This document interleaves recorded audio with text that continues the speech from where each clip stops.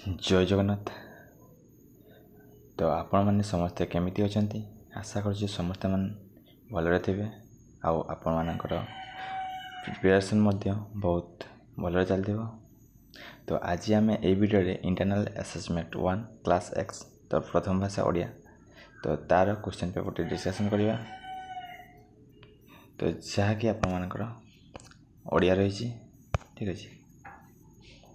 तो प्रथम question plan कही वंदे उत्कल जननी संगीतटी क्यों मसीह राज्य संगीतर मान्यता पाइला। तो सठिक आंसर प्लान हम 2020 मसीह क्या पाइला पे 2020 मसीह। द्वितीय क्वेश्चन पचारा उत्कल जननी अंगरे किए शोभा पाए। तो सठिक आंसर प्लान हम घंच घनभूमि गणबर। उत्कल जननी नेत्र केउथिरे उद्भासित।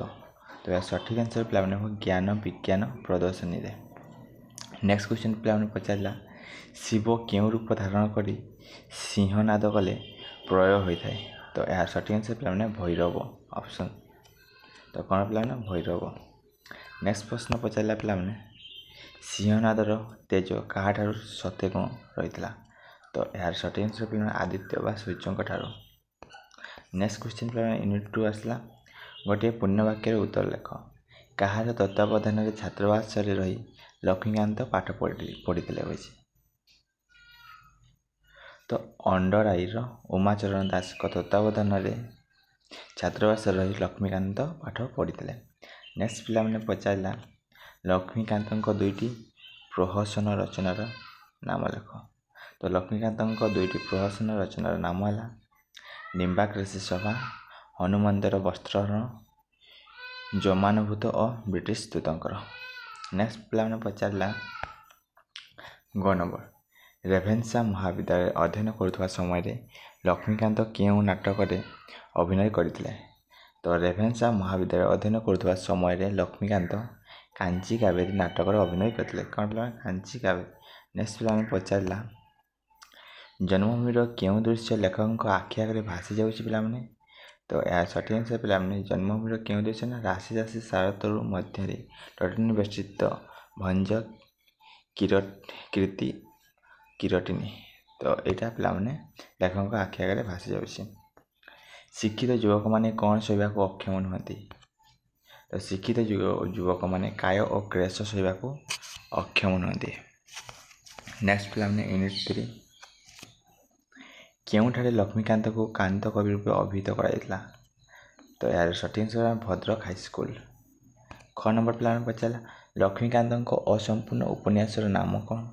तो सठिक आंसर प्लान हम कणा मामू। कौन प्लान हम कणा मामू। नेक्स्ट प्लान ग नंबर पचारा कवि लक्ष्मीकांत क्या जुगावतार रूपे स्वीकार कर वर्णित करछंती। तो सठिक answer plan Mahatma Gandhi. Next plan पचारा ख नंबर सार मौसीर प्रश्न कि प्रकार परिवर्तन आसीथिबा कथा प्राबंधिक आलोचना करछंती। तो यार सठिक आंसर प्लान मधुर संबंध मधुर संबंध ठीक अच्छे।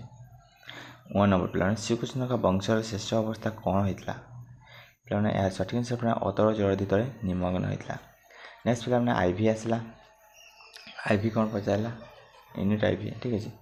तो क्योंठारे शीतल पवन प्रवाहित हुए।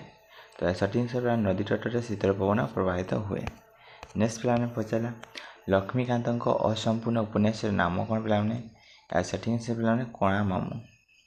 नेक्स्ट प्लान ग नंबर पचारा कवि लक्ष्मीकांत क्या जुगवतार रूपे स्वीकार कर वर्णित करछंती। तो सठिक आंसर प्लान महात्मा गांधी।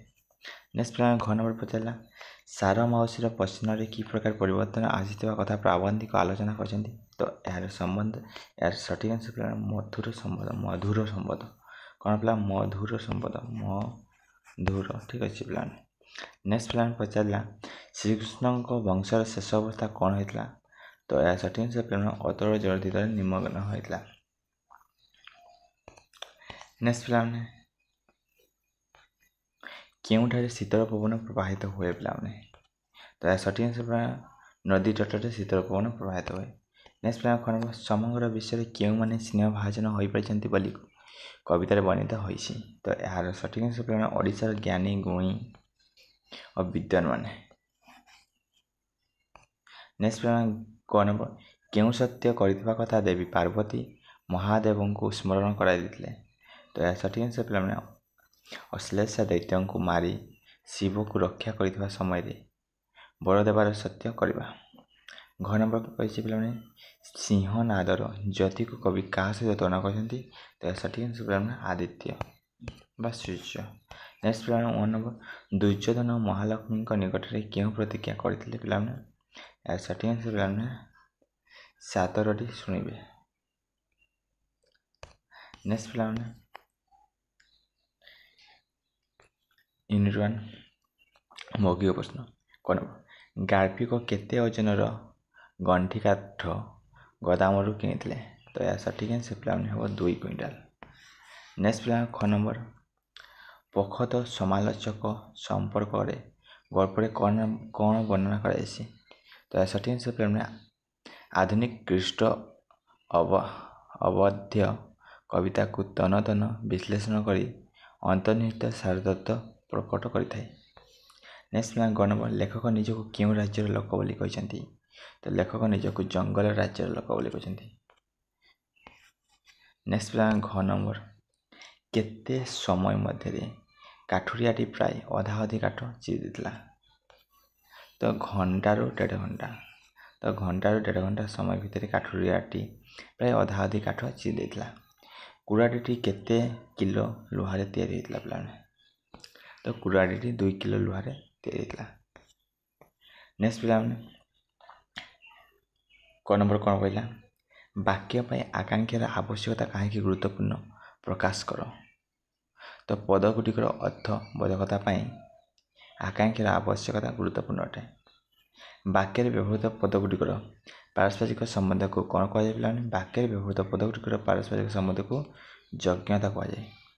ଗୋଟିଏ ଶୁଦ୍ଧ ବାକ୍ୟରେ ଆସକ୍ତିର ଆବଶ୍ୟକତା କାହିଁକି ଗୁରୁତ୍ୱପୂର୍ଣ୍ଣ? ତ ବାକ୍ୟର ଭାବକୁ ସ୍ପଷ୍ଟ ଭାବରେ ପ୍ରକାଶ କରିବା ପାଇଁ ଆସକ୍ତିର ଆବଶ୍ୟକତା ଗୁରୁତ୍ୱପୂର୍ଣ୍ଣ। ପୂର୍ଣ୍ଣ ବାକ୍ୟର ଏକ ନିର୍ଦ୍ଦିଷ୍ଟ ଅଂଶକୁ କ'ଣ କୁହାଯାଏ? ପୂର୍ଣ୍ଣ ବାକ୍ୟର ଏକ ନିର୍ଦ୍ଦିଷ୍ଟ ଅଂଶକୁ ବାକ୍ୟାଂଶ କୁହାଯାଏ। ନେକ୍ସଟ ପିଲାମାନେ ଖଣ୍ଡ କାବ୍ୟ କହିଲେ ଆମେ କ'ଣ ବୁଝୁ? ସମସ୍ତ ବାକ୍ୟର ସମାପିକା କ୍ରିୟାଯୁକ୍ତ ଅଂଶଟିକୁ କ'ଣ କୁହାଯାଏ ପିଲାମାନେ? ଖଣ୍ଡ ବାକ୍ୟ କୁହାଯାଏ। ନେକ୍ସଟ ପିଲାମାନେ କେଉଁ ଗଳ୍ପ ସଂକଳନ ପାଇଁ କଥାକାର ପ୍ରଫେସର ବସନ୍ତ କୁମାର ଶତପଥୀ ଓଡ଼ିଶା ସାହିତ୍ୟ ଏକାଡେମୀ ଦ୍ୱାରା ପୁରସ୍କୃତ ହୋଇଥିଲେ? ତ ଆଣ୍ଡି ରୋମାଣ୍ଟିକ। ଖ ନମ୍ବର ଗାଳ୍ପିକ କାଠୁରିଆକୁ କ'ଣ ଖାଇବାକୁ ଦେଇଥିଲେ? 2ଟି ବିସ୍କୁଟ। ନେକ୍ସଟ ଗ ନମ୍ବର ଆଧୁନିକ ମଣିଷର କେଉଁ ବାସ୍ତବ ଚିତ୍ର କାଠ ଗଳ୍ପରେ ଚିତ୍ରଣ କରାଯାଇଛି? ସ୍ୱାର୍ଥ ଓ ସତତା। ନେକ୍ସଟ ଘ ନମ୍ବର ଲେଖକଙ୍କର କାଠ ଚିରାଳି ଉପରେ କାହିଁକି ସନ୍ଦେହ ହୋଇଥିଲା? ବୟସ ଓ ଚେହେରାରୁ ସନ୍ଦେହ ହୋଇଥିଲା। ଅ ନମ୍ବର ମୋତି ଭ ହୋଇ ଭୁକି ଉଠିବାର କାରଣ କ'ଣ ଥିଲା? ତ ଏହା ସଠିକ୍ ଆନ୍ସର୍ ପିଲାମାନେ ଦରବୁଢ଼ା କାଠ ଚିରାଳି ଲେଖକଙ୍କର ଘର ଆଡ଼କୁ ଆସୁଥିବାର ଦେଖି। ନେକ୍ସଟ ପିଲାମାନେ ୟୁନିଟ୍ ଆଇଭି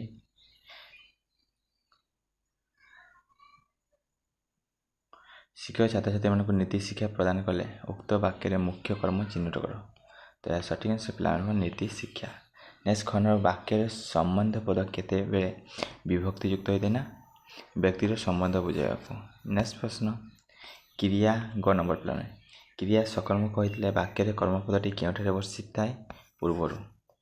ଘ ନମ୍ବର ପିଲାମାନେ ଭାବ ପ୍ରକାଶ ଦୃଷ୍ଟିରୁ ବାକ୍ୟ କେତେ ଭାଗରେ ବିଭକ୍ତ କରାଯାଇଛି? ତ ଭାବ ପ୍ରକାଶ ଦୃଷ୍ଟିରୁ ବାକ୍ୟକୁ 4 ଭାଗରେ ବିଭକ୍ତ କରାଯାଇଛି। ନେକ୍ସଟ 1 ନମ୍ବର ଆବଶ୍ୟକତା ସମୟରେ ଯେ ସାହାଯ୍ୟ କରି ତାକୁ ଉପଯୁକ୍ତ ବନ୍ଧୁ କରେ ଏହା କେଉଁ ପ୍ରକାର ବାକ୍ୟ ଅଟେ? ତ ଏହା ହେଉଛି ଜଟିଳ ବାକ୍ୟ। ଯେ ଲାଗିଥିଲେ କ'ଣ ହୁଏ? ଜଟିଳ। ନେକ୍ସଟ ପିଲାମାନେ